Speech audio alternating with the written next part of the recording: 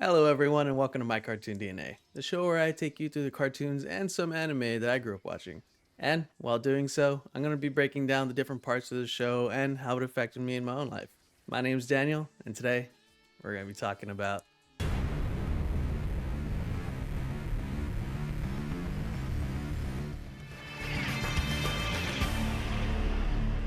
We are finally here! Batman Beyond is one of my all-time favorite cartoons. They took such a fun and new direction with Batman and they just freaking nailed it. As something that was primarily aimed at a younger audience, Batman Beyond just flew higher and further than anyone could have expected. The series began airing on January 10th, 1999 on Kids WB and ended on December 18th, 2001. And even though it was only about 2.5 years old at the time, they freaking got me. The gist of it is Bruce Wayne gets too old to be Batman. And decades later, after retiring, a high schooler named Terry McGinnis steals the Batsuit and heads out to find his father's killer. And the rest is history. But in the future, my head hurts. The show is based in a futuristic version of Batman's stomping grounds, which is now named Neo Gotham. There are flying cars, Joker gangs, and finally, a Batman that can fly using rocket boots. The fact that this is a direct future of the Batman animated series is just a cherry on top. I love this show so deeply to this day, and I can't wait to tell you how it changed my life. This show is filled with characters, both new and old, that are exceptional. But the characters that I do want to focus on the most are going to be Terry, Bruce, and Batman. These three people are what makes this show so special to me. But it's not just because they're the main characters. It's because of what each one of them individually means to the others. Terry is some punk kid who becomes Batman, while Bruce is a Batman that just can't keep up anymore.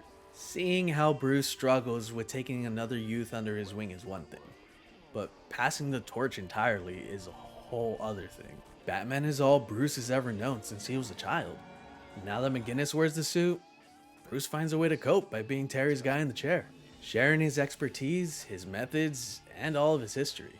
And all of this while Terry just tries his best to live up to the name. They become partners, and at the same time develop a father-son type relationship, which, as it happens, isn't a coincidence. Spoilers. From the beginning, these two needed each other in more ways than one, and so did Batman. Bruce Timm's art style is freaking iconic. He's worked on most of the animated shows that came out of DC during my childhood, and probably yours too, including Batman the Animated Series and Justice League, the influence of which is plastered all over the world of Batman Beyond. The design of the Batsuit is so simple, but perfect for the world that they've built, where everything is so sleek and compact. Neo Gotham itself is filled with these industrial looking buildings that are intensely curved and angular, often backdropped by this beautiful purple sky. Then there's the show's use of color, which is amazing to say the least. Anytime you're in the Batcave, everything's tinted purple because of all the cave walls and the blue lighting in the room. You also see it with Terry when he's in the Batmobile, just completely covered in red light, or in a nightclub where all the colors are changing constantly. The way that they make a single color completely take over the subject makes it such a striking and unique image. But I think my favorite has to be when the news pops up and the newscaster is completely blue with only silhouetted shapes to show the face's structure. The simplicity speaks volumes in this show and has become one of my favorite art styles in animation. Who is your favorite Batman is an argument every DC fan has at least once in their lives. But it's always the live action ones that get brought up. What about the animation? I love Kevin Conroy, and he will always be top tier Bruce Wayne / Batman for me. But aside from Kevin, Terry McGinnis' voice actor Will Friedle is my Batman.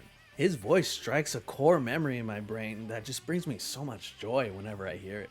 And just like Kevin Conroy, Will Friedle showed me that you can make your own voice iconic. Batman Beyond is one of the first reasons why I wanted to become a voice actor. Being Terry McGinnis just seems like so much fun, and that has almost everything to do with Will Friedle. No disrespect to Andrea Romano, that woman's a legend. Watching the first 2 episodes of that show as a kid gave me hours of time of living in that world, and it was amazing. Now as an adult, I get to read a proper Batman Beyond comic line, I get to practice Bruce Timm's art style by drawing Batman Beyond, and I get to hope that DC finally gets it together and makes a Batman Beyond movie or video game that actually does him justice. I love this character so much that my friend David, completely unbeknownst to me and completely unprompted, got me this Batman Beyond t-shirt at Comic Con and completely blew my mind in the middle of a workday. I had to hide it in a drawer. And I know I say this a lot, but this show really created something special for me. And I honestly wouldn't be the same without it. To be completely honest, I think Beyond was the first time that I actually fell in love with DC and Batman. Before that, I only had Joel Schumacher's Batman Forever and Batman and Robin. Not an amazing step, but that's all we had. I was well aware of Bruce Wayne, but there was something different about Terry. This show taught me that Batman can be more than what we know him as. Terry's journey as Batman was so special because of how much it was so different from Bruce's. It's a lesson showing you that you don't have to be the same as your predecessor in order to be as good as them. Terry McGinnis' journey starts by trying to find his father's killer, but that's over by the second episode. As the series goes on, we see that Terry just wants to make up for past sins and do some good in the world. He's not driven by vengeance like Bruce was. I believe that Terry was the epitome of what Bruce was trying to do with the Robins. Take a kid who is hurting and show him a way to turn that hurt into something good. This was the time for Bruce to start acknowledging his limits. He stops being Batman because he pulls a gun on a guy to save his own life. But Gotham needs Batman. For better or for worse, Bruce came to terms with the fact that that wasn't him anymore. Someone other than him had to take on the mission. And Terry McGinnis showed him that it was possible, even if it was in a different way.